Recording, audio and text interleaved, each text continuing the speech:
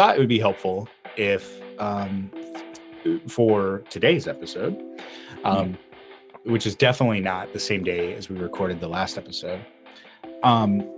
Should I change my shirt?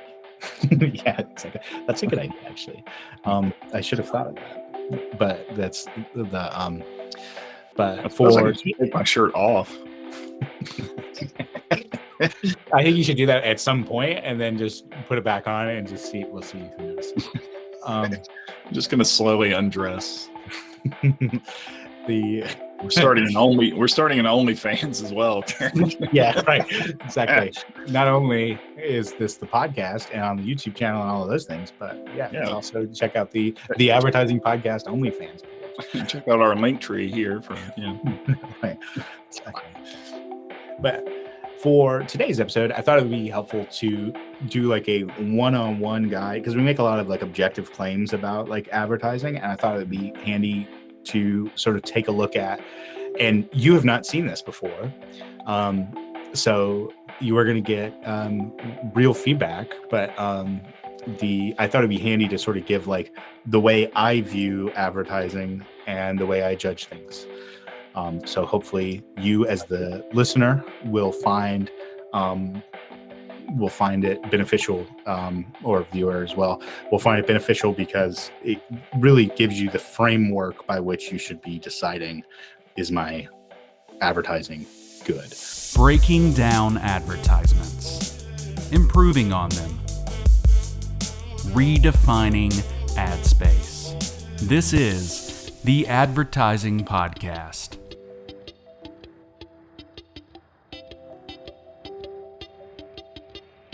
All right, advertising, an objective guide. I've never found a definition of advertising that I liked, which probably means that I'm not using the word right. But so I'm like, well, that's not what I say. It's not how I use it. But the way I view advertising is it's an intentional exposure of a specific audience to a specific message with the goal of influencing a specific outcome. You thoughts? I like it. No, I like it. And, it's, you and I both had this conversation together and independently a ton about how advertising is not marketing. Marketing is not advertising, and the difference. And this kind of is starting to touch on that. I don't want to get ahead of myself. I haven't seen this presentation, so I don't know if you're going to jump into that. But this is a very light presentation. It's only like 5 minutes. But marketing to me is like, I want to tell you something. I want you to feel a certain way about my brand or whatever it is. And then advertising is, I want you to take action. I want you to do something. Just feel something versus do something is how I usually try to make that different, differentiate those things. Exactly. Plus, marketing is more broad. Marketing encompasses everything from your color scheme, the paint on your walls, the way you answer the phone, all of those things. Advertising is maybe a part of your marketing plan, but it's not. They're not the same. Right. The way I look at this sort of thing, and I kind of debated as to whether to put 1 in 1 and 2 in 1. Anyway, I debated whether to start with the audience or start with the goal. But I think it's got to start with the goal, because like on a previous episode, well, can't say previous because I don't know when they're going to be released, but on another episode we were talking about a plumber, and it kind of starts with their goal, because if it's like emergency problems, that's going to be a different audience than the person who wants to install a new water heater or new faucet or whatever. So yeah, exactly. And that's actually a good example, because you're right. A plumber can have 4 or 5 different audiences. A plumber could only be working with contractors, like their goal could be to only work with custom home builders and things. A plumber could also have a very successful business only focusing on one product, like we mentioned in that episode, like water softeners or tankless water heater or whatever. Yeah. And then, of course, here's what you think of when you think of plumbing services, of like septic tanks overflowing or whatever. And so, your toilet's busted and it's flooding the bathroom or something like that. Yeah, exactly. So identify what your goal is. Then you identify the audience who actually cares about that. Then you identify what medium, and then you determine the message, and then you plan the steps between your audience to the goal that you want them. And then you test and measure. That's my process. My kids are home because of the hurricane thing today. There's a hurricane while we're recording this podcast. Yeah. I'm looking out a window right now and just watching trees blowing all over the place. So, they're still in the ground though, so that's good. They're just, exactly. I think by the time the hurricane hits where we're at, yeah, exactly. I think it's just enough to make the trees bend, but not enough to, like topple a house over. I don't think, at least not yet. So goals are not always money. Like I have had clients in years past and say things like, "Oh, I would love to advertise, but I don't have the staff to support more leads or whatever." And I always point out, well, I mean, then let's do a recruitment campaign. Let's advertise for people. Yeah, exactly. Because whether you're recruiting, and advertising just has to have a specific goal, but it doesn't have to be sales. It can be lead gen for years later. It could be, roofers. We ran through that when we were having supply chain issues, just a year ago, where every roofer was like, I can't do work right now. And so it's like, all right, well then let's start building a bank of business for the future. And, recruitment, or sometimes it's to get a message out there. Like, we're doing a smoking cessation campaign, those types of things. Nonprofits do that kind of stuff all the time. Yeah, exactly. And so it's having a goal doesn't always mean a money goal. That's examples we use. But if you're thinking to yourself, well, I'd love to get more business, but my problem isn't getting more leads. My problem is getting the staff. Well, then that's still an advertising solution. It's just you advertise for people. Perfect. Audience is in my opinion, and again, you feel free to disagree with any of these things, but in my opinion, audience is the most important part in terms of building out a campaign. Like once you focus in on what your goal is, spending the time to hone in the audience is key. My daughter, back in early part of the summer, she got in a jewelry making kit, and she was like, "Oh, I want to sell these," and so she made bracelets and stuff, and then went over to the pool and spent like 2 days over there, like set up, and she made like $10 over like the whole weekend.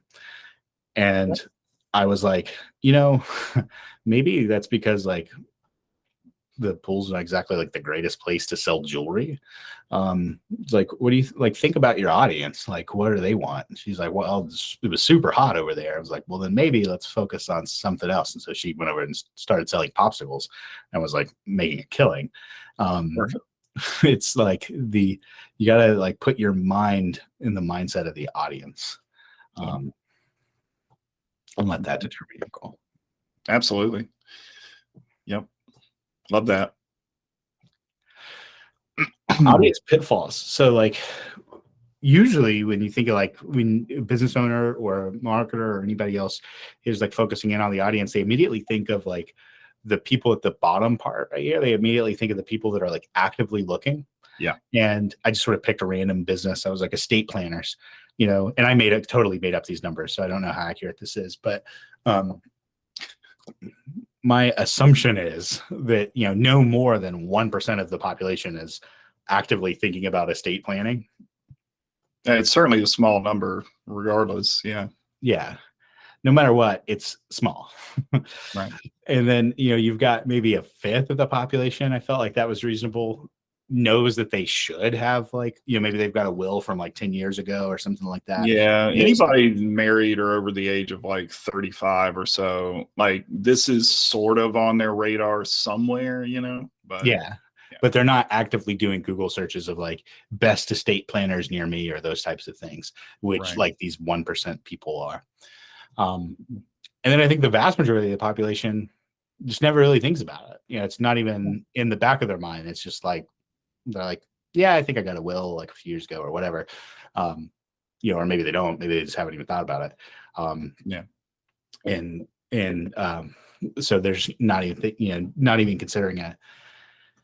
If we were building a campaign for an estate planner, the lazy way to do it would be to just do like a Google Ads campaign going after people searching for best real estate plan or best estate planner near me.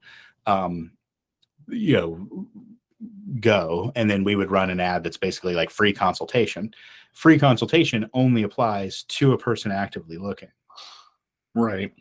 And it's not necessarily that would be a bad campaign, but everyone is fighting for this. So very high customer acquisition cost because every single estate planner is doing exactly that. Same messaging, free consultation, same audience. You're going to have a much higher thing. And you should probably still be in that space, but not 100% in that space. Yeah, exactly. It's not that you need to put yourself in the conversation there, but you need to be focusing on the other, which you're about to transition to here. So exactly, you're going to have you're going to have a higher customer acquisition cost there, but you need to show up if someone is searching for an estate planner.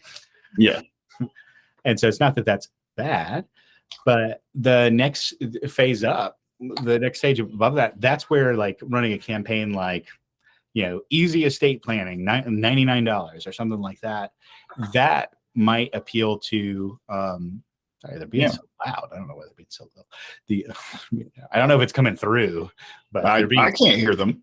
Okay, well, they're driving me crazy. But the whole separate thing. Yeah, exactly.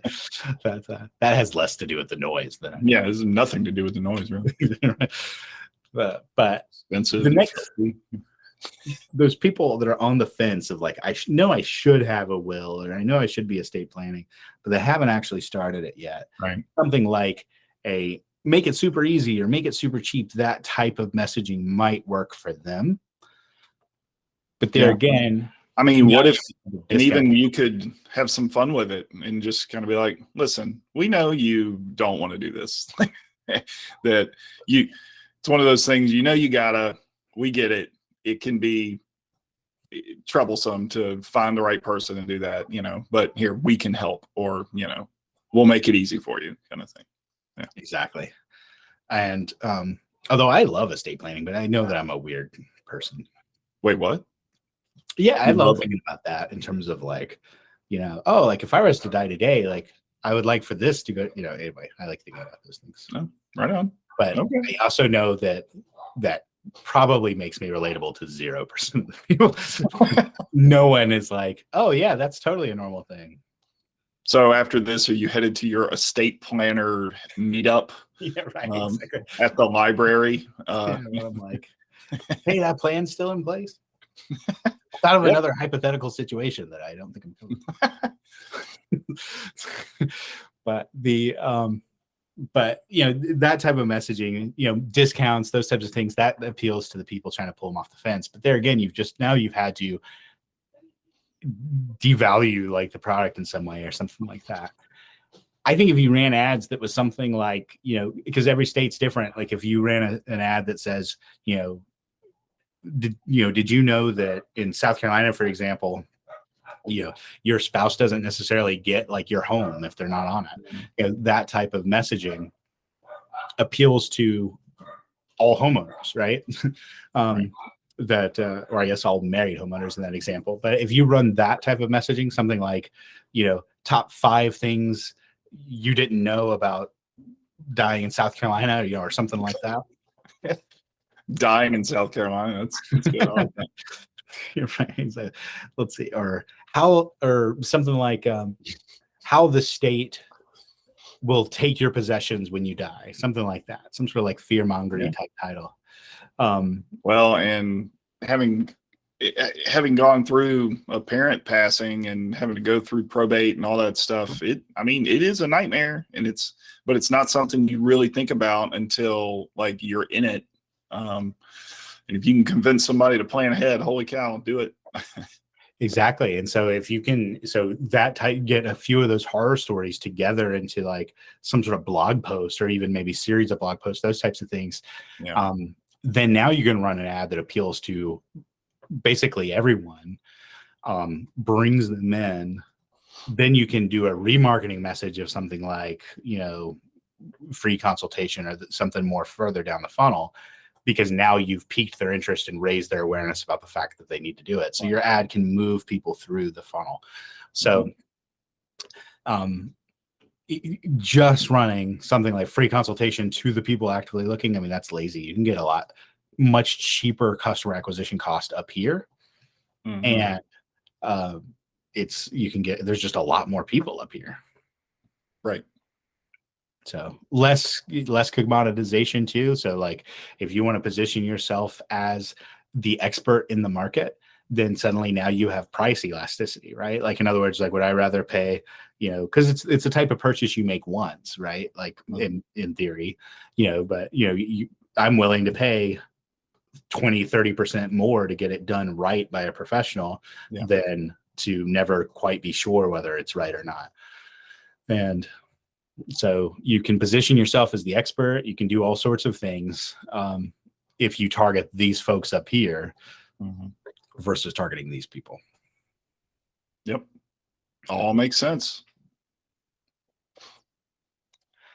I don't know that we're going to necessarily get through all of this because I don't want this to be the world's longest podcast, but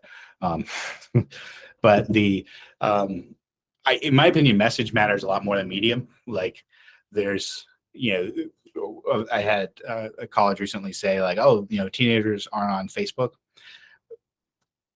Maybe there are other mediums that are better, but there's still millions and millions of people that are on that medium. The message matters, I think, a lot more. It's like, are you going to reach more high schoolers at a high school football game than a downtown festival? It's like, yes, but there's still going to be teenagers at the downtown festival. So sure. I think being smart about picking your medium is important, but I think message matters more. You can disagree it too. Like I said, I tend to agree with that. I mean, because again, the medium, all types of advertising work, whether you're like, no matter where you put your messaging, it all can work. So it really is about like tailoring that message, like getting it right. So exactly. I like that. I think having a bias towards action over planning. I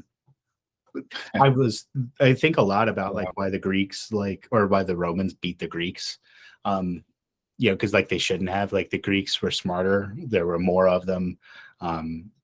They really were master planners and very well educated, and the Romans weren't. But like the Romans like stomped them and ended up building a much larger empire. It's because like the Romans were so active and they would just build and build and build and build, and whereas the Greeks were more like thinking and those types of things. Right. Well, I mean, frankly, the Romans were probably learning just as much through their process of trial and error. Like they're moving forward, mistake or something happens and they adapt and then keep moving forward. Meanwhile, the others are just sitting there reading and planning and never executing. Yeah. Exactly. And when you start I put a lot of plan. We plan heavily all campaigns, and sometimes a campaign sucks, and you don't know it necessarily until it starts. But it's much easier to fix an active campaign than it is to just not be sure about what. You never know whether your plans are actually correct or not until you start executing. Yep. And it's like the marshmallow. Oh, go ahead.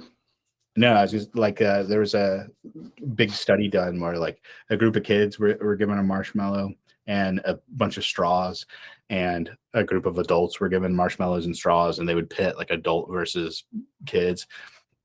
And the kids always won the marshmallow test. The goal is to see who could get the marshmallow the highest. Kids always win the marshmallow test versus adults, because the first thing adults do is they start planning.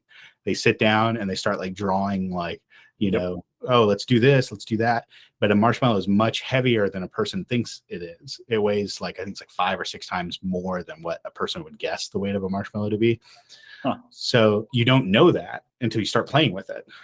Right. And so you start playing with it and you realize the straw can't even support the weight of it. And so you're sitting down and like drawing like the best plan ever, it's gonna fail.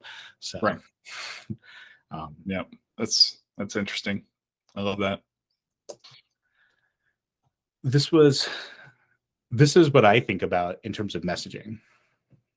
Mm. Where are we in time? All right. Let's make this the last thing, because Okay. I think this is the most impactful thing. Anyway, because I think what else is there? Blah, blah, blah. Yeah, who cares about the numbers and stuff?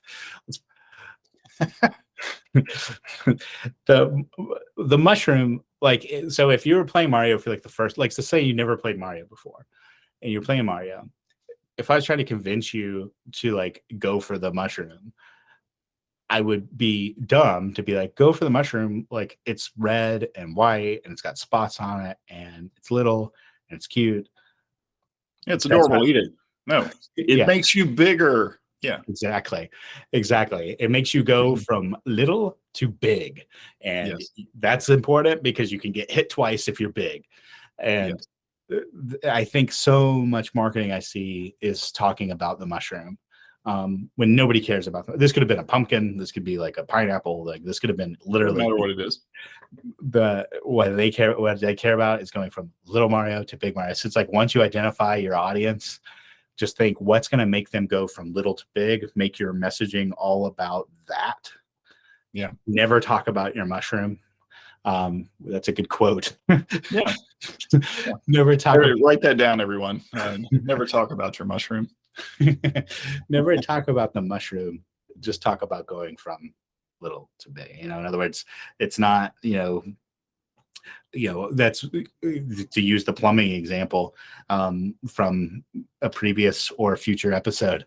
To use a plumbing example from an episode, rather than talking about, oh, we've been in business for 10 years, and we've got all certified staff and we make sure that, this and that, which nobody cares. Yeah. Instead, it's like, guaranteed to fix your plumbing problems within 3 hours of calling us. I don't know if they can do that. Water could do that. Flowing where it's not supposed to. We fix that. Yeah, exactly. That's the message. Yeah. Our tankless water heater is the absolute best in the market because it does this and does that and does this and does that. Nobody cares. It's like, our tankless water heater will make you'll never run out of hot water again, and you'll save, X amount of dollars a year. Yeah, exactly. Right. That's what I care about. Yep. And so, don't talk about your mushroom. I actually do kind of want to circle back to one thing on the slide at the beginning where you were going through like all the steps. Or you kind of had them ordered. What was the one at the bottom? It was about. Can you go back to that? Yeah, I can. Bloop. Yeah, the test and measure bit. And it just made me think about how, like, I had a lot of clients over the years who might get frustrated within the first like 30 days or 60 days of a campaign. And because like something's not quite right. It's like, it has to be tested. Like, you've got to, like, coming up with a good plan, right? Like we said, is good, but the execution is more important. So we've got to get it out there so that we can start getting feedback and data so that then we can tweak as we go. And I've seen it a million times where advertisers will give up way too early in the process. And that consistency and that feedback and tweaking is really important. Absolutely. Yeah. And that's one of the reasons why I have such a bias towards action, is because you're exactly right. You can't really judge an advertising campaign until it starts running. And then you just look at it piece by piece and be like, is this beating the 50th percentile?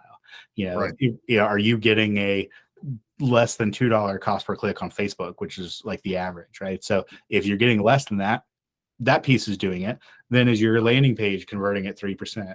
If it is, great, you're beating the 50th percentile. So it's like, right.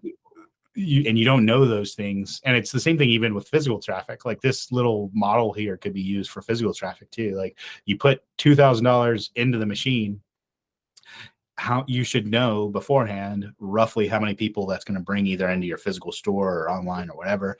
Then what's your conversion rate? If it's a restaurant, nobody's coming in just to like hang out. So like, basically these are the same numbers. Right. But then but for some things, how many people come in versus how many people actually are interested versus how many people actually buy. If you know those numbers, then it's just as simple as looking at something and figuring out where it breaks. Are they opting in to your landing page at 35%? Are you getting the cost per click that you were expecting? Right. Are you closing the deals that you were expecting on the phone? Because then you can look at that piece that's not working, and then that's how you make a campaign work. And you don't, you just don't know that until you start digging into it.